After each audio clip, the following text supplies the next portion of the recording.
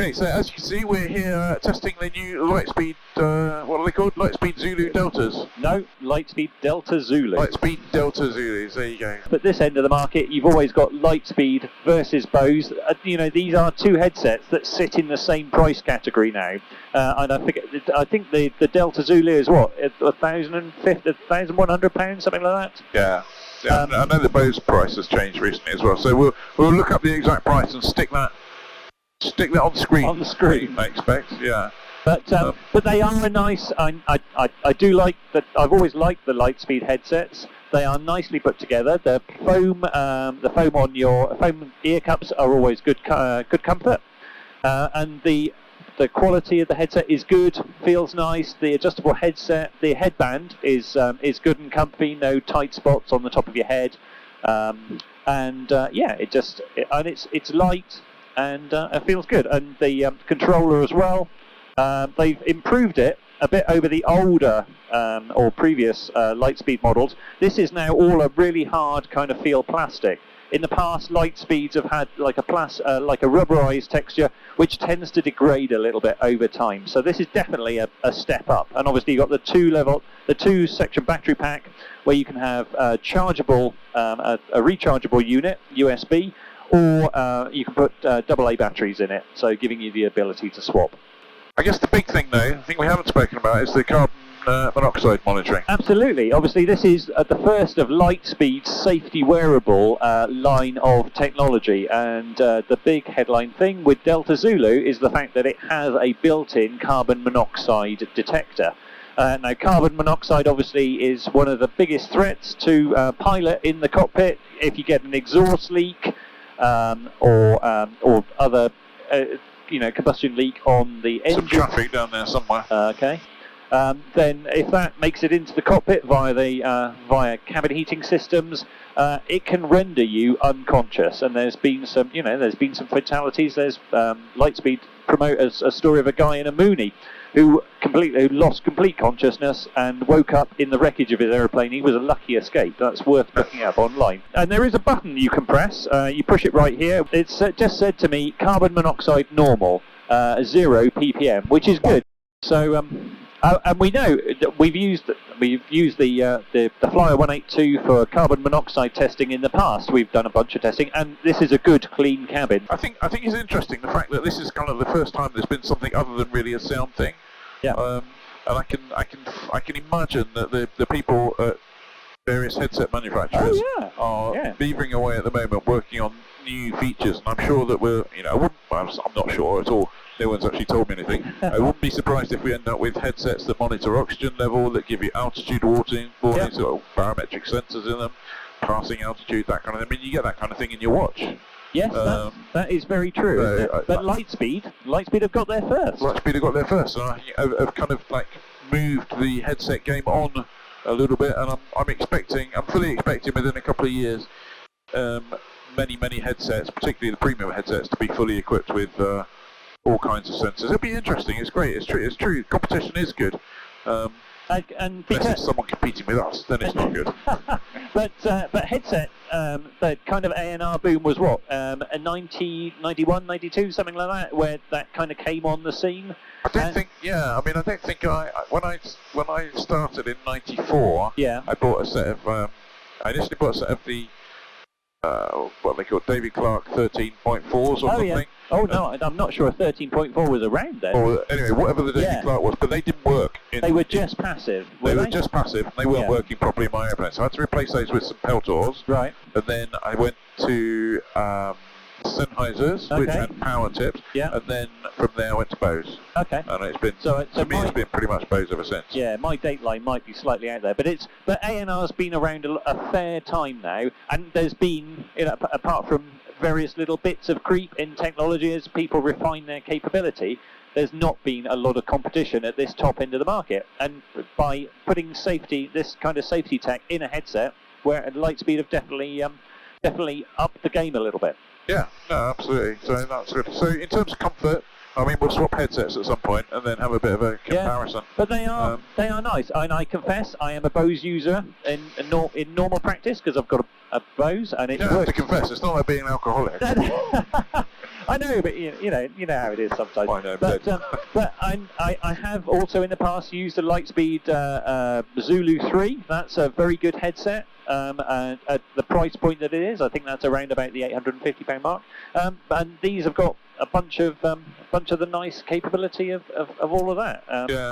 And it's a perfectly nice headset. You're not when you're spending money at this level of the market, I don't think you're really going to be disappointed in anything you buy. No, I think they're all actually pretty good headsets. I think if you get a chance, go and have a look, and again we'll stick the link in the description. Go and have a look at the Sporties video. Sporties, big pilot shop in the US, sell all sorts of headsets. So they're interested in selling headsets, but they don't really mind which headsets they sell. They did a really good video comparison with the Bose and the Lightspeed. Yeah. So that's worth a look. We'll stick that link in there for you. A lot of it comes down to personal preference and comfort at this level. A couple of things I kind of, just small things I wish they'd done slightly differently. Yeah. The charger port for the rechargeable battery, and it takes AAs as well. Yes. But the recharger port, if that had just been a standard USB-C, which seems to be becoming standard everywhere now, that would have been great, because then everyone's got a USB. You do get a cable with it, right? But it's a kind of power cable as opposed to a USB-C. I thought cable. it was a USB one. It's smaller than a USB Mini. It's the one that I use. It's the same. It's a standard cable because it works on one of my cameras to charge that. Right. But it's not. It's the least common of them.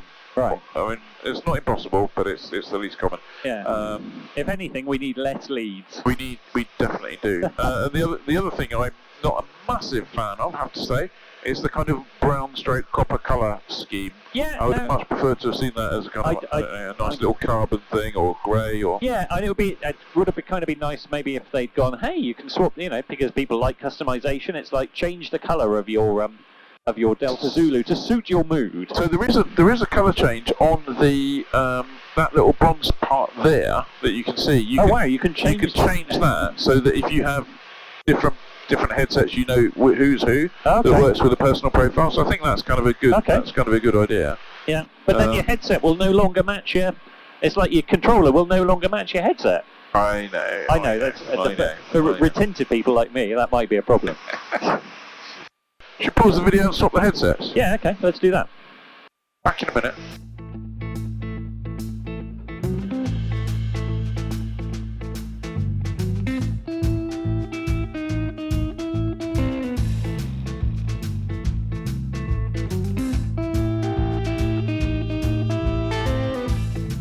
As you can see, I've taken my woolly hat off, partly because it's a bit warmer in here, partly to give the Lightspeeds a good old chance of sealing and working around my glasses. So, any initial comments for you? I do have to say, I think the Bose are ever so slightly quieter. I noticed that, and I think my voice, listening to myself, which obviously is something that I like to do a lot. It's not a live stream, Brad. It's not a live stream. This is kind of probably slightly more of a processed, electronically processed. Now you say that, yeah, I can hear. This is there is a much more natural sound with this. Yeah, I think that's an interesting thing. I mean, it's not at all bad. It's just different, and I think the A&R on the Bose keeps it slightly quieter. There's a little bit more noise from the cabin coming through. Yep. I don't know. We'll compare it again, because I've just literally gone from this and thinking about it. Have a think next time we swap where you are with what you might call clamping force. This is, to be fair, the Bose do a good job of sitting on your head, not being very clampy. They are a high comfort level headset. Yeah. Obviously, I'm not sure when you last replaced your ear seals on your Bose. It may be a little while ago, because I would say those you can definitely tell your ear seals on your Lightspeed are nice, fresh out the box, squidgy on your head. Yeah. So it's probably been Yeah, it's probably been a couple of years since I changed the ear seals on my Bose. Yeah, and that is it's a thing I picked up on a while ago with another headset I tested. Is with all these things, they don't stay box fresh forever. You've got to remember that actually things like ear seals are part of the natural lifespan, and if you want to get the maximum out of them, it is worth buying new ones every now and then to get the best out of whatever headset you've got. Let's swap them back and see what happens. Okay.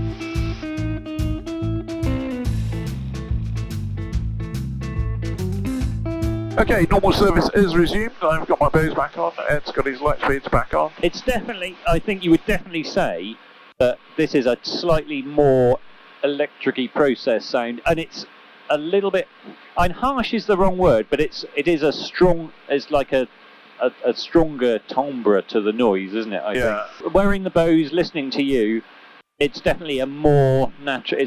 You have that. It's a sound of a more natural conversation voice. Yeah. This is definitely slightly electronic-y, but the noise cancelling is. The noise cancelling is good. Like we said, Bose definitely has a bit of an edge. Yeah. But you're not going to be, especially with what you get with the Delta Zulu, with the hearing acuity, and it's hard to say whether this is better for me, having mapped it for my ears. Certainly the sound is good all round, and you can pick up all sorts of different tones. But yeah, you think you're getting a lot of tech in this as well, so I think that makes it a viable competitor, a really good competitor for the Bose.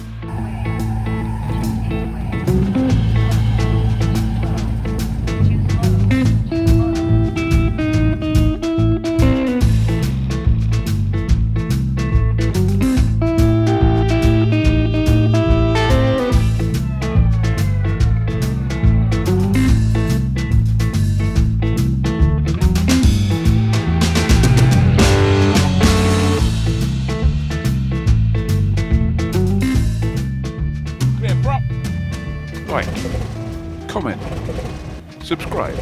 Thanks for watching.